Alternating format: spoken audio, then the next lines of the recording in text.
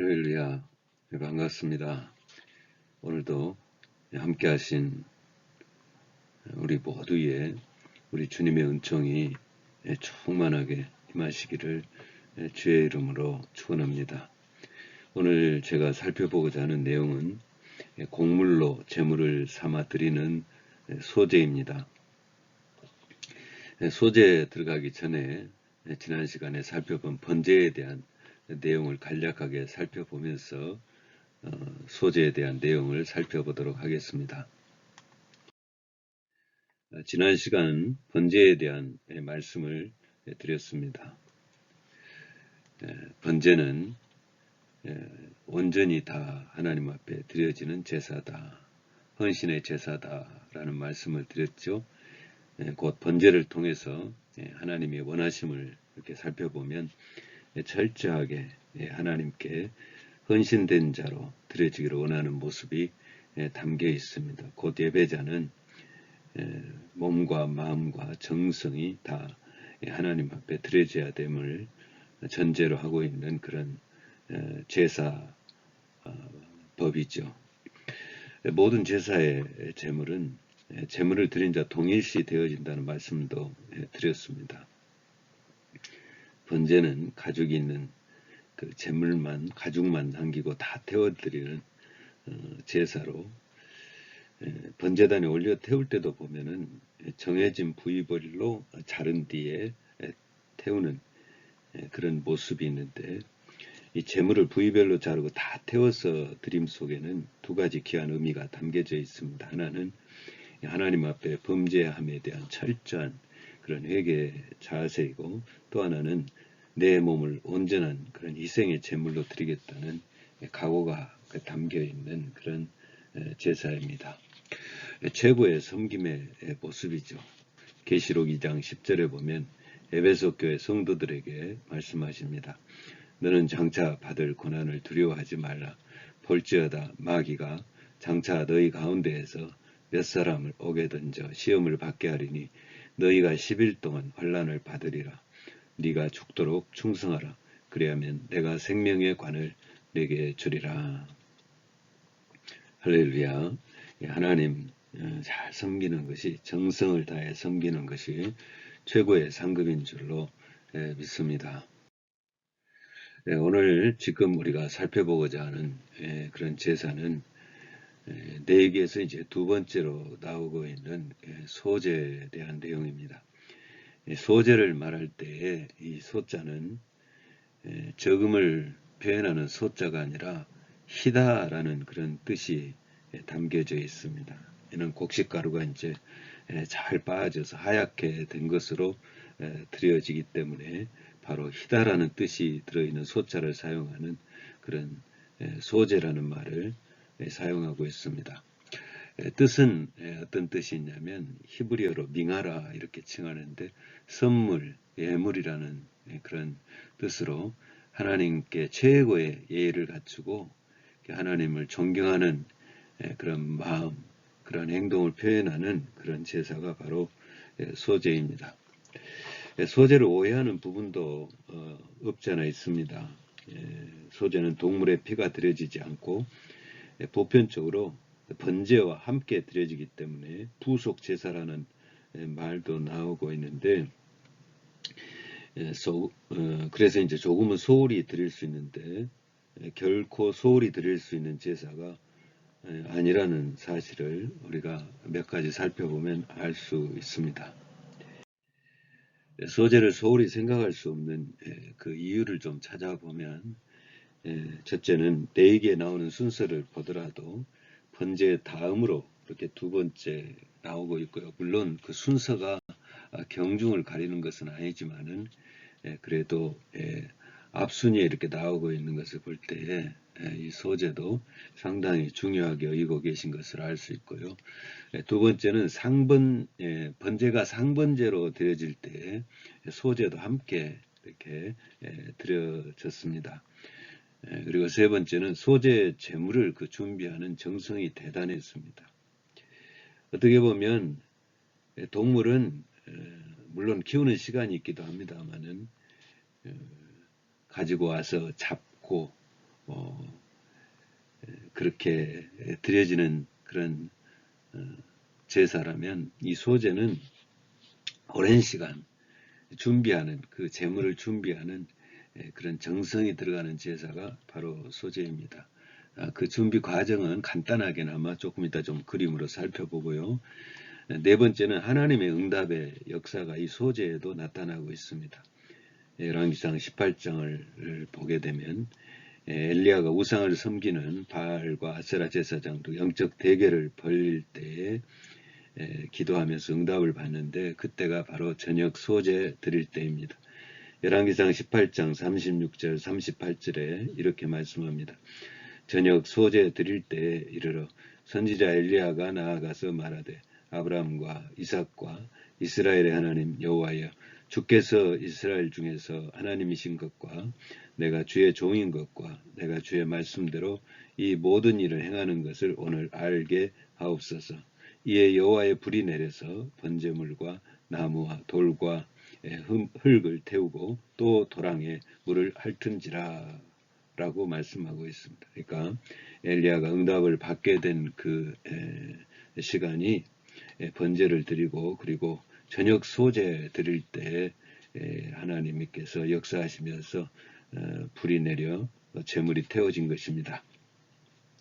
또 열왕기하 3장에 보게 되면은 엘리사가 물을 얻기 위해서 검은 곳 타는 자를 대동하고 기도하는데 하나님께서 응답의 말씀을 들려주실 때도 바로 소제 드릴 때입니다. 열왕기하 3장 20절에 이렇게 말씀합니다. 아침이 되어 소제 드릴 때에 물이 에돔 쪽에서부터 흘러와 그 땅에 가득하였더라. 엘리야가 불의 응답을 받을 때는 저녁 소제 드릴 때이고 엘리사가 기도 응답을 받을 때는 아침 소제 드릴 때입니다. 그러니까 귀한 은혜가 이 소제 속에도 나타나고 있죠. 소제는 세 가지로 이렇게 보여지고 소제를 드리는 모습이 세 가지로 보여지고 있습니다. 레위기 2장을 보게 되면은 첫째는 가루로 이렇게 빻아져서 드려지고요. 두 번째는 떡으로 드리는 그 소제도 나옵니다. 그래서 떡으로 드려질 때 보게 되면은 세 가지의 방법입니다. 첫째는 이제 화덕에 구워서 드리고, 두 번째는 번철에 부친 것으로 드리고, 세 번째는 솥에 삶아서 이렇게 드리도록 그렇게 되어 있습니다.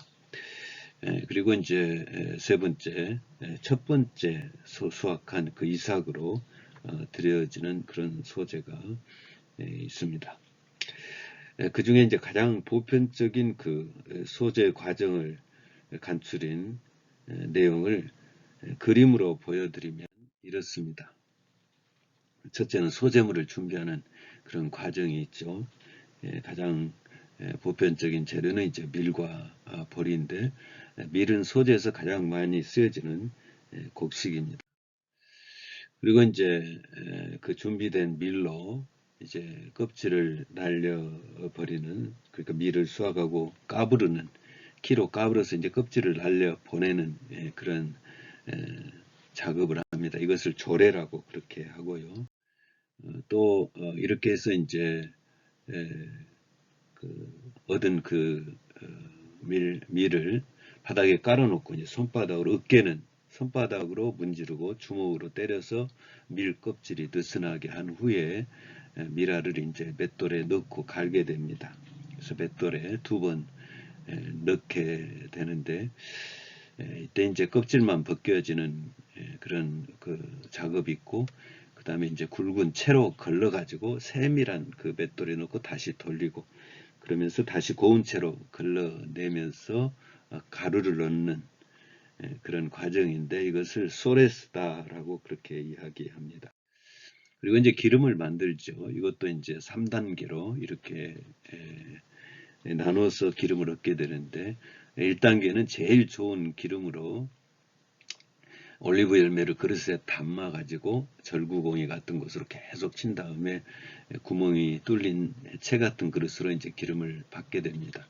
그리고 두 번째는 1차 기름을 뺀 올리브 열매를 다시 무거운 돌이나 또는 무거운 나무 도구로 이제 빻으면서 찌면서 얻는 그런 기름이고요.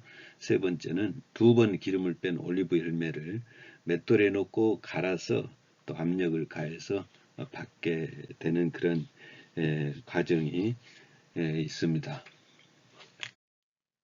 그리고 이제 유향을 또 준비합니다. 유향은 나무에 상처를 낸 후에 자연 그대로 받아낸 가공하지 않은 향료를 유향이라고 하는데, 나무의 향이 흘러나오게 되면 조금 후에 쌀알처럼 작은 고체가 되고, 이렇게 된 고체 향료가 코르틴인데, 이것을 이제 가지고 있다가 이제 제단을 쌓을 때, 소재물을 드릴 때 거기에 함께 동반하는 그러한 재료로 사용하죠. 이러한 과정 속에 이제 완성된 것이 소재 제사입니다. 물론 이 과정을 좀 더 자세하게 보면 더 세밀하게 한 복잡한 그런 과정이 있습니다만은, 이 소재의 제물 드림의 그 과정을 좀 들여다보면 소재를 통해서 하나님께서 그 예배자에게 원하시는 그 내용, 우리가 몇 가지를 볼 수 있습니다. 첫째는 아버지 앞에 나아갈 때 아버지 앞에 드리는 제물은 가장 좋은 것으로 드려지기를 원하고 계신 것을 알 수 있습니다. 첫 번째 수확한 것이죠. 가장 그 중에서도 가장 좋은 것을 준비했다가 드려질 때 사용되어지는 것이 소재물의 제물입니다. 결코 쓰다 남은 것을 드리지 않습니다. 또 다급하게 꼬다가 드리지도 않습니다. 가장 첫 번째 그대로 준비해서 곧바로 드리는 것이 바로 소재인데, 이것은 가장 좋은 것으로 드리기를 원하시는 것은 헌금의 법칙에도 나옵니다. 장자세, 또 월삭, 11조, 천열매, 이런 것들이 다 가장 좋은 것으로 가장 먼저 하나님 앞에 드려지는 그런 원리이기도 하죠. 두 번째로 볼 수 있는 것은 세상 속에서의 삶의 원칙이기도 합니다. 세상 속의 삶의 원칙, 재물뿐만 아니라 창조의 법칙에도 보면 사람에게 첫날이 바로 이 안식일입니다. 그러니까 가장 먼저, 가장 좋은 것으로 드려지는 그 시간, 그 안식일, 사람에게 첫날이 안식일인데, 하나님이 7일째 날을 안식일로 정하신 것은 이날 사람에게 가장 먼저 예배 받으시기를 원하심을 볼 수가 있죠. 예수님도 보면 태어나실 때 속전세를 내시는 장면이 나오고 있습니다. 그래서 율법에 정한 대로 이제 성소를 찾아가시는데, 누가복음 2장 22절 24절에 보면 이렇게 말씀합니다.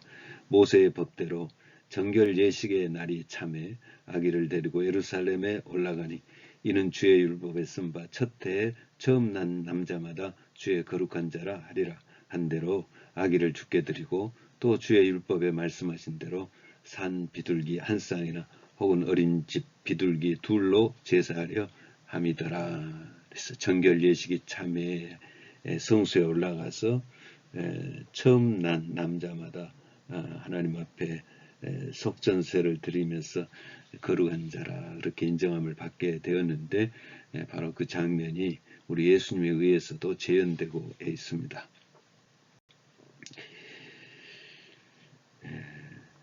두 번째는 소재를 통해 하나님의 원하심은 잘 부서진 고운 가루 위에 기름으로 반죽하고 유향을 올려드리는 그런 모습입니다. 고운 가루로 드려진다는 것은 거친 곡식이 맷돌에 돌려지면서 고운 가루 되는 모습인데, 이는 예배자인 우리가 믿기 전에 본성대로 그렇게 살아가는 것이 아니라 하나님의 말씀 안에서 깨어지고 다스려지고 변화되고 고쳐지는 그런 모습을 말하고 있습니다. 예수님이 보여준 삶의 모습이기도 하죠. 요한복음 12장 24절에 예수님 말씀하십니다. 한 알의 밀이 땅에 떨어져 죽지 아니하면 한 알 그대로 있고 죽으면 많은 열매를 맺느니라. 갈라디아서 5장 24절에도 말씀합니다. 그리스도 예수의 사람들은 육체와 함께 그 정욕과 탐심을 십자가에 못 박았느니라. 예수 믿기 전에 내가 그대로 있으면 안 된다는 것을 골로새서 3장에서는 말하고 있습니다. 그러므로 너희가 그리스도와 함께 다시 살리심을 받았으면 위의 것을 찾으라. 거기는 그리스도께서 하나님 우편에 앉아 계시느니라. 위의 것을 생각하고 땅의 것을 생각하지 말라. 고운 가루에 기름으로 반죽하고 유향을 올려드리는 또 하나의 그 의미는 성령님의 고운 가루 위에 기름 반죽은 성령님과 함께 반죽되어져야 됨을 말합니다. 소재를 드릴 때 우리가 주목해야 될 내용인데요. 이 고운 가루와 기름은 따로따로 드려지는 것이 아니라 반죽이 되어져서 붙여지면서 드려지는 것입니다. 곧 기름이 상징하는 성령님이 함께 하는 그런 제물 되기 위해서는 철저하게 고운 가루가 되는 것에서부터 시작됩니다. 고운 가루가 돼야 성령님을 상징하는 그 기름과 이렇게 아주 잘 혼합이 되면서 버물러지는 것이죠. 앞서도 말씀드렸듯이 고운 가루는 내가 믿기 전에 죄된 모습이 소멸되어지고 주님을 닮아가는 모습으로 내 자아가 철저하게 부서지는 그런 모습입니다. 이는 성령을 사모하는 자의 모습이죠. 로마서 8장 12절 13절에 보면 그러므로 형제들아 우리가 빚진 자로 돼 육신에게 져서 육신대로 살 것이 아니니라. 너희가 육신대로 살면 반드시 죽을 것이로되 영으로서 몸의 행실을 죽이면 살리니. 성령님과 함께 반죽되어져야 된다라는 것은 우리의 몸의 행실을 철저하게 육의 소욕을 다스리고 죽여가는 그런 모습을 말합니다. 또 갈라디아서 5장 17절에도 말씀합니다. 육체의 소욕은 성령을 거스리고 성령은 육체를 거스르나니 이 둘이 서로 대적하므로 너희가 원하는 것을 하지 못하게 하려 함이니라. 성령의 인도하심을 받기 위해서는 성령님과 버물러지기 위해서는 육의 소욕을 다스리는 철저하게 맷돌질하는 역사가 있어야 될 줄로 믿습니다. 그러니까 성령의 인도하심을 받기 위해서는 우리 언어도 좀 순화가 돼야 되죠. 언어도 갈아엎어져야 되죠. 에베소서 4장 29절에 말씀합니다. 무릇 더러운 말은 너 입 밖에도 대지 말고 오직 덕을 세우는데 소용되는 대로 선한 말을 하여 듣는 자들에게 은혜를 끼치게 하라. 말뿐만 아니라 생각도 마찬가지입니다. 같이 한번 읽어볼까요? 하나님 아는 것을 대적하여 높아진 것을 다 무너뜨리고 모든 생각을 사로잡아 그리스도에게 복종하게 하니. 내 생각이 우선이 아니라 예수님께서 어떤 생각을 하고 계신가에 초점이 맞춰져야 됨을 말하고 있습니다. 행동은 당연하죠. 우리 행동도 예수님을 닮아가는 모습으로 변화돼 가야 되죠. 마태복음 11장 29절에 말씀합니다. 나는 마음이 온유하고 겸손하니 나의 멍에를 메고 내게 배우라. 그리하면 너희 마음이 쉼을 얻으리니. 고운 가루에 이제 기름으로 반죽하고 그 위에 유향을 올려 드리는데 그 기름 유향이 놓여 있는 것은 이 유향은 기름을 상징합니다. 곧 성령 충만함을 유지하기 위해서는 고운 가루가 되고 그 고운 가루가 되기 위해서는 기도가 동반되어야 됨을 보여주고 있습니다. 성령의 충만함을 받기 위해서 우리가 죄를 버리고 나의 못된 성품을 고치려는 그런 모습이 필요하다고 그랬는데 그러한 내용들은 의지도 필요하지만 기도 없이 불가능한 것임을 유향이 또 상징적으로 보여주고 있습니다. 기도는 우리가 더 구체적으로 이야기하지 않아도 소중함을 우리가 알 수 있죠. 우리 예수님께서도 공생애를 시작하시면서 40일 동안 광야에서 기도로 시작하셨습니다. 마가복음, 마태복음에 보면 4장에 보면 자세하게 나오고 있습니다.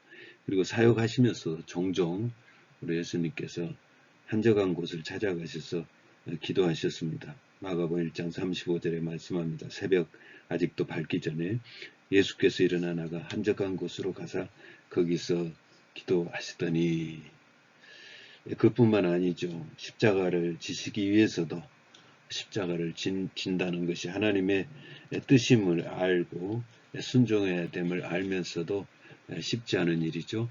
예수님께서 그 십자가를 지시기 위해서 온전한 제물로 드려지기 위해서 기도하시는 그런 모습이 나옵니다. 누가복음 22장 44절에 말씀합니다. 예수께서 힘쓰고 애써 더욱 간절히 기도하시니 땀이 땅에 떨어지는 핏방울 같이 되더라. 이때 이제 천사가 돕죠. 누가복음 22장 23절 말씀합니다. 천사가 하늘로부터 예수께 나타나 힘을 돕더라. 성령의 인도하심 속에 온전한 소재로 드려지기를 원한다면 우리가 기도하면서 성령의 충만함을 사모하는 그런 모습이 동반되어야 될 줄로 믿습니다. 에베소서 5장 18절에 말씀합니다. 술 취하지 말라. 이는 방탕한 것이니 오직 성령으로 충만함을 받으라. 이 모습이 우리에게도 있게 되기를 주의 이름으로 축원합니다. 소재를 통한 하나님의 원하심의 그 세 번째 내용으로 고운 가루에 누룩과 꿀을 넣지 말라 말씀하셨습니다. 이는 변질되지 말라라는 그런 말씀과도 같죠. 레위기장 11절에 말씀합니다. 너희가 여호와께 드리는 모든 소재물에는 누룩을 넣지 말지니 너희가 누룩이나 꿀을 여호와께 화제로 드려 사르지 못할지니라. 누룩이 좋게 쓰이는 경우도 있지만 보편적으로는 변질을 상징합니다. 고린도전서 5장 7절 8절에도 너희는 누룩 없는 자인데 새 덩어리가 되기 위하여 묶은 누룩을 내버리라. 우리의 유월절 양 곧 그리스도께서 희생되셨느니라. 이러므로 우리가 명절을 지키되 묶은 누룩으로도 말고 악하고 악에 찬 누룩으로도 말고 누룩이 없이 오직 순전함과 진실함의 떡으로 하자. 구약의 절기를 보면 유월절과 함께 무교절이 연결되어 있습니다. 이는 이제 5대 제사의 번제와 소제가 함께 드려지는 것과 같습니다. 유월절이 이게 양의 죽음과 피를 문설주인방에 바르면서 구원을 보여주고 있고 이것이 번제에 담겨 있는 그 은혜 속에 내포하고 있는 의미라면 무교절은 누룩이 없는 떡을 먹으면서 이제 지내게 되는데 유월절과 연결해서 살펴보면 구원받은 백성이 세상 죄를 구별하면서 살아가야 됨을 가르쳐주는 그런 절기가 무교절이죠. 번제가 바로 구원을 상징한다면, 구원을 의미한다면 소제는 바로 구원받은 백성이 어떤 모습으로 하나님 앞에 서야 될 것인가 하는 것을 보여주고 있습니다. 소제에 들어가지 말아야 될 누룩과 꿀, 곧 구원받은 성도와 세상 속에서 살아가야 될 삶의 모습을 보여주고 있는 것이죠. 성경은 4가지의 누룩을 조심하라고 말씀합니다. 첫째는 묶은 누룩입니다. 옛 삶의 습성을 말하는데 고린도전서 5장 7절에 말씀합니다. 너희는 누룩 없는 자인데 새 덩어리가 되기 위하여 묶은 누룩을 내버리라. 우리의 유월절 양 곧 그리스도께서 희생되셨느니라. 묶은 누룩은 곧 뭘까요? 불평이죠. 원망이죠. 미움이죠. 또 혈기 부림이죠. 음란하고 질투하고 시기하고 우상숭배하고 하는 그런 탐심 등이 바로 여기에 포함된다라고 말씀을 드릴 수 있습니다. 두 번째 버려야 될 그 누룩은 바리새인의 누룩입니다. 위선과 애식주의에 해당되는데요. 누가복음 12장 1절에 보면 예수께서 먼저 제자들에게 말씀하여 이르시되 바리새인들의 누룩 곧 외식을 주의하라 라고 말씀하고 있습니다. 곧 바리새인의 누룩이라는 것은 형식주의, 겉과 속이 다른 것, 교만, 교회 안에서 교회 안과 밖에서 다른 이중적인 그런 삶, 이런 것들이 다 바리새인들의 누룩에 해당된다고 할 수 있습니다. 세 번째로 버려야 될 누룩은 사두개인의 누룩이 있습니다. 이 사두개인의 누룩을 현대 현실주의, 불신 이런 것들이 다 포함되고 있습니다. 마태복음 16장 6절에 말씀합니다. 예수께서 이르시되 삼가 바리새인과 사두개인들의 누룩을 주의하라 하시니 그랬습니다. 곧 내 경험 중심, 또 지식 중심, 말씀의 불신, 또 권력, 탐욕, 재물 중심 뭐 이런 것들이 사두개인의 누룩에 해당된다라고 할 수 있습니다. 그리고 네 번째로 조심해야 될 누룩으로는 헤롯의 누룩이 있습니다. 그래서 헤롯의 누룩은 세속적이고 타협적인 삶을 말하고 있습니다. 마가복음 8장 15절에 말씀합니다. 예수께서 경고하여 이르시되 삼가 바리새인들의 누룩과 헤롯의 누룩을 주의하라 하시니 곧 헤롯의 누룩은 적당주의, 대충주의, 그리고 상황에 따라서 현실적 이윤을 따라 행동하는 그런 모습들을 말합니다. 누룩을 없애는 것을 절기와 함께 생각해 볼 내용이 있습니다. 절기는 이스라엘의 신앙 사이클인데 1년의 문화 속에 절기를 통해서 하나님이 원하시는 구속사도 이제 볼 수 있습니다. 즉 5대 제사가 끝나고 나면 7대 절기에 대한 내용을 살펴볼 때 또 나오겠습니다만은 앞서도 말씀드렸듯이 절기 속에서의 유월절은 구원을 말하고 있습니다. 유월절과 함께 이어진 무교절은 구원받은 백성들이 세상에서 어떻게 살아가야 될 것인가를 말해주는 절기입니다. 이스라엘 백성들이 이 유월절과 무교절을 맞이하면서 가장 중점을 두고 하는 일이 있습니다. 그것은 바로 성결, 정결입니다. 이들은 유월절이 돌아오고 무교절이 돌아오면 장롱도 드러내고 식탁도 드러내고 각종 가구를 드러내면서 집안을 깨끗이 청소합니다. 직장인들은 이제 휴가까지 얻어가면서 청소도 하기도 하고 하는데요. 그 이유가 뭐냐면 숨어있는 그 누룩을 찾아서 소멸시키기 위함입니다. 곧 누룩을 없애라 이렇게 명령하신 것은 구원받은 하나님의 백성들이 세상에서 살 때나 죄나 악이 있다면 철저하게 제거하는 삶을 원하시는 하나님의 원하심을 볼 수 있죠. 이런 자리는 믿음의 선조인 모세가 결단했던 그런 삶의 자리입니다. 히브리서 11장 25절에 말씀합니다. 도리어 하나님의 백성과 함께 고난받기를 잠시 죄악의 낙을 누리는 것보다 더 좋아하고 죄는 반드시 나의 욕심과 육신의 쾌락이 함께 동반하죠. 죄의 결국은 타락이고 결국 타락은 은혜의 자리에서 멀어지게 하면서 하나님과 아예 상관없는 사람으로 만들어 버리게 되기 때문에 정말 이 누룩은 철저하게 구별해야 될 줄로 믿습니다.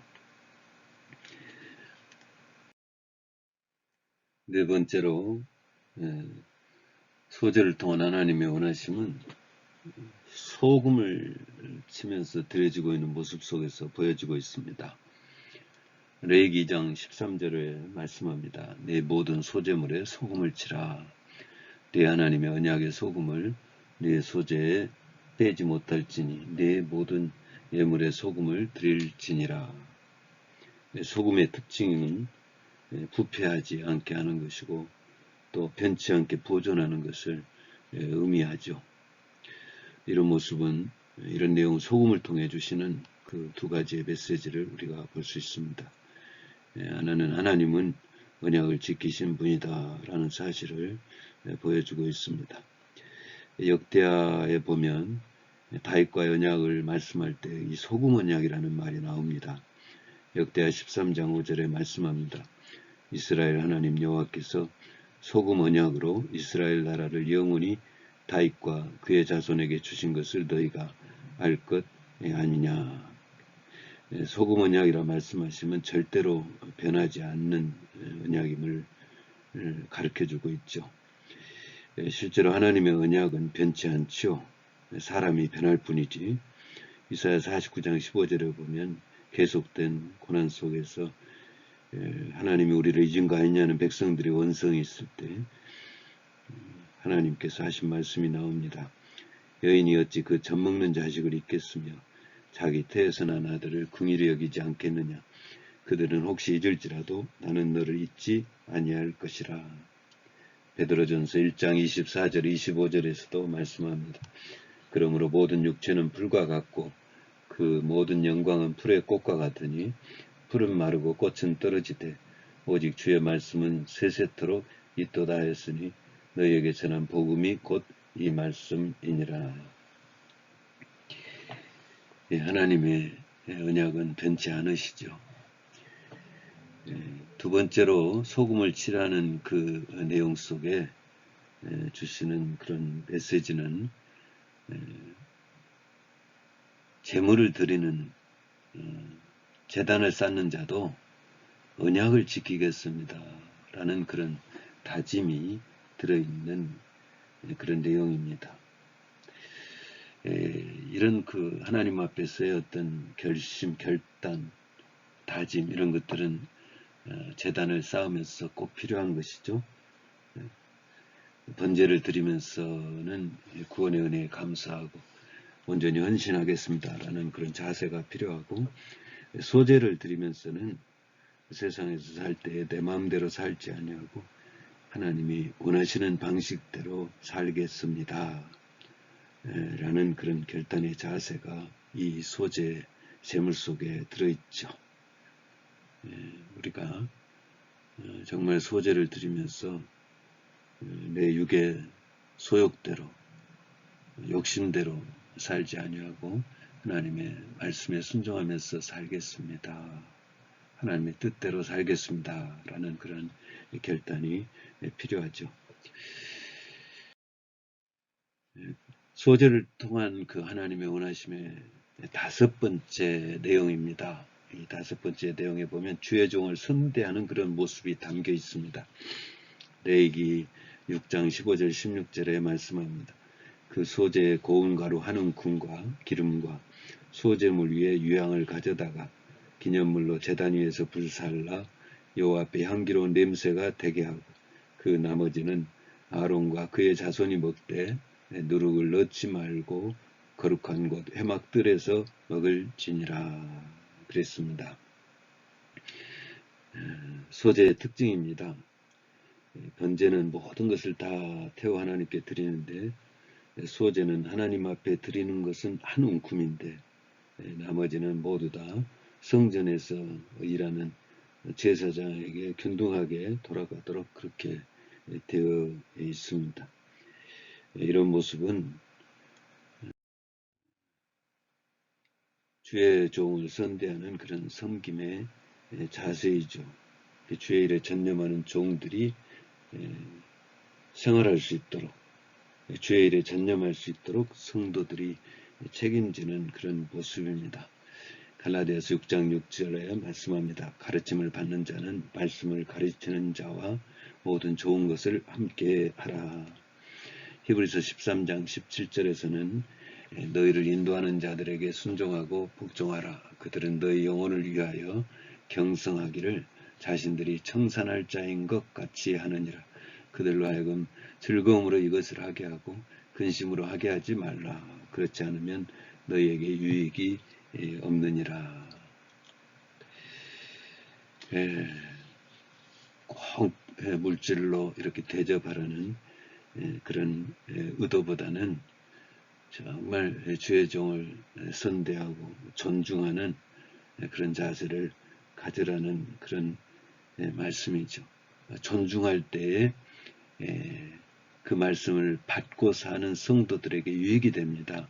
주의 종을 존중할 때 그 말씀이 들려지고 말씀이 받아지고 말씀이 받아져야 그 말씀이 우리의 영적 양식이 되어서 하나님의 역사도 체험하고 경험하게 되는 일들이 일어나는 것이죠.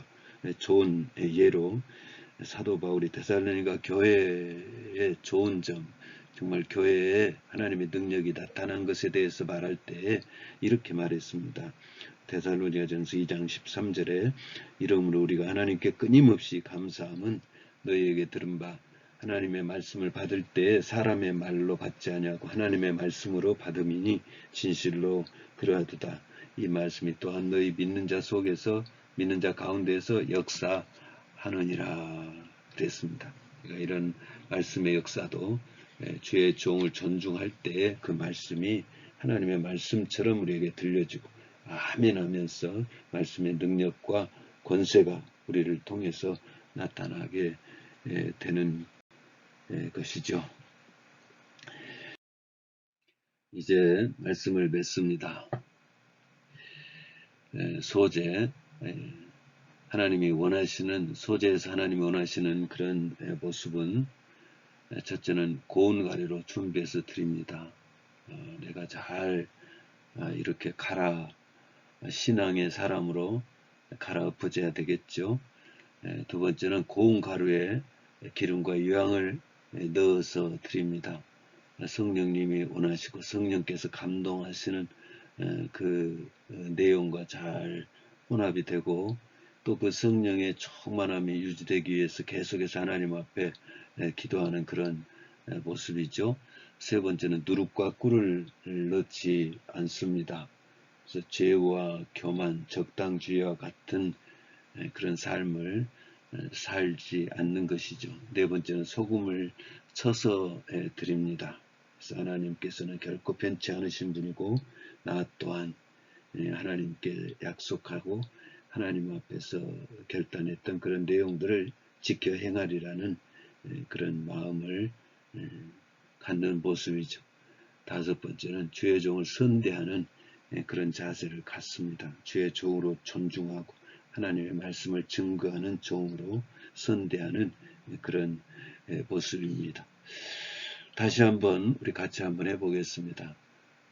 첫째는 내 자신을 잘 갈아엎어서 신앙으로 준비된 모습으로 드려지는 것이고, 두 번째는 정말 내 자신이 갈아엎어져서 성령님의 인도하심 안에 성령님의 감동하심 속에 순종하고 그리고 성령의 충만함을 위해서 기도하는 그런 자세.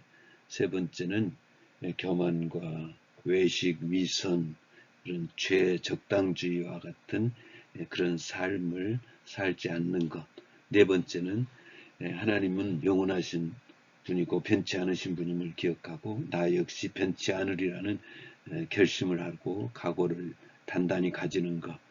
다섯 번째는 주의 종을 함부로 대하지 아니하고 저를 하나님의 종으로 선대하는 그런 자세를 갖는 그런 내용이 바로 이 소재 속에 들어 있습니다.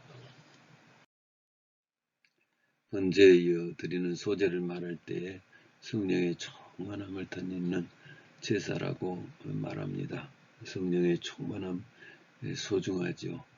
육의 소욕이 다스려질 때에 성령의 충만함이 우리에게 임합니다. 내 의지나 결심이 아니라 성령의 충만함을 위해 사모할 때 그런 일들이 일어나게 되죠. 갈라디아서 5장 16절 17절에 말씀합니다. 내가 이르노니 너희는 성령을 따라 행하라. 그리하면 육체의 욕심을 이루지 아니하리라.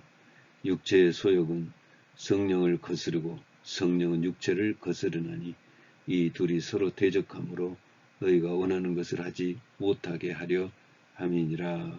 아멘. 우리가 말씀으로 갈아엎어져서 고운 가루가 될 때에 그리고 하나님 앞에 성령의 충만함을 사모하면서 기도할 때에 성령께서 우리를 지배하시면서 통치하시는 역사가 이루어질 줄로 믿습니다. 기도하겠습니다.